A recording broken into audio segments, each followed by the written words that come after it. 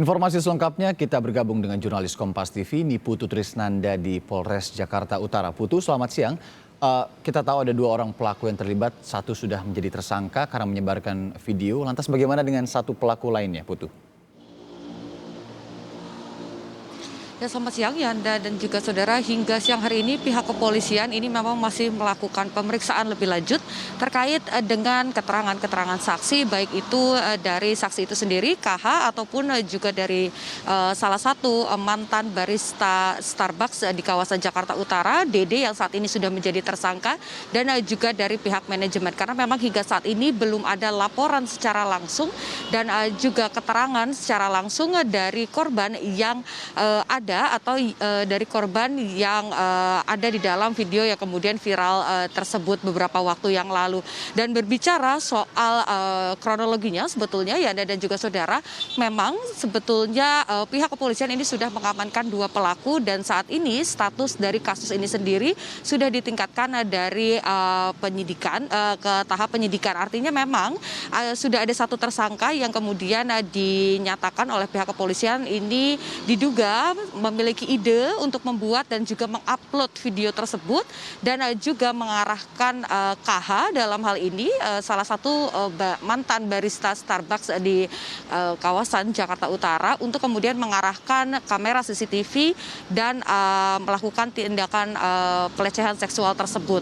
Namun memang hingga saat ini polisi baru pihak kepolisian ini baru menyebut ada 1 tersangka dan KH ini masih berstatus sebagai saksi. Tadi kami sempat mencoba mengkonfirmasi ulang begitu terkait pasal apa yang kemudian dituduhkan begitu. Ada pasal Undang-Undang ITE nomor 11 tahun 2008 pasal 27 ayat 1 dengan ancaman terberat ini maksimal pidana selama 6 tahun. Memang ada beberapa pihak yang kemudian menyebut seharusnya ada pihak-pihak lain juga yang ikut terjerat pasal-pasal ini.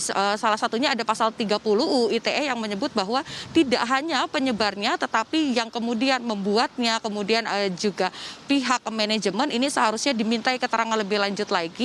Apakah kemudian ada peran di situ, ada kelalaian di situ yang mengakibatkan ada pencemaran nama baik dan juga hak konsumen yang terlanggar begitu, Yanda dan juga saudara. Tapi tadi kami coba mengkonfirmasi hingga siang hari ini memang baru 1 tersangka dan pasal yang kemudian dituduhkan ini adalah pasal 27 ayat 1. Ini merupakan delik biasa, artinya memang tadi di awal saya sudah jelaskan bahwa hingga saat ini belum ada laporan langsung dari korban, tetapi pihak kepolisian ini karena memang ini merupakan delik biasa, jadi pihak kepolisian ini bisa membuat laporan begitu terkait dengan tindakan atau dugaan tindakan pidana yang ada. Dan sejauh ini masih ada sejumlah proses yang dilakukan, termasuk memanggil beberapa saksi baik itu dari karyawan ataupun dari pihak manajemen. Kalau kita tarik sedikit ke belakang, ini memang sebelumnya baik KH dan juga Dede ini menyebut KH ini memiliki kedekatan ataupun mengenal korban dan memang ada ketertarikan dengan korban yang kemudian ada di dalam video tersebut. Dan dari keterangan KH juga disebutkan bahwa memang sebetulnya ini hanya iseng semata, tetapi tetap saja jika di sana ada kemudian pidana yang terjadi ataupun ada pelecehan seksual, ini tentu harus ditindaklanjuti. Dan oleh karena itu pihak kepolisian ini mencoba melakukan atau membuat laporan langsung begitu untuk kemudian menindaklanjuti kasus ini, Yanda. Satu hal lainnya, Putu. Pihak Starbucks apakah juga telah diperiksa terkait dengan kemudahan akses kamera pemantau oleh kedua mantan barista itu?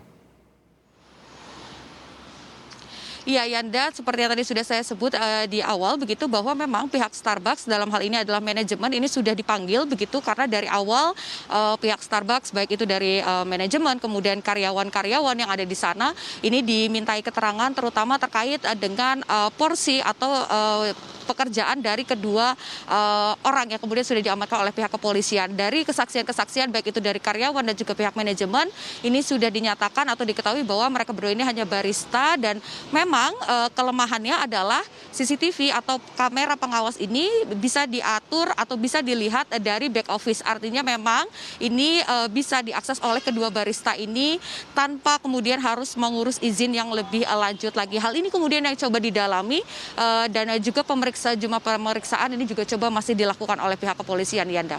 Baik, masih berprogres, masih dalam penyelidikan begitu ya, pemeriksaan. Terima kasih jurnalis Kompas TV Niputu Trisnanda langsung dari Polres Jakarta Utara.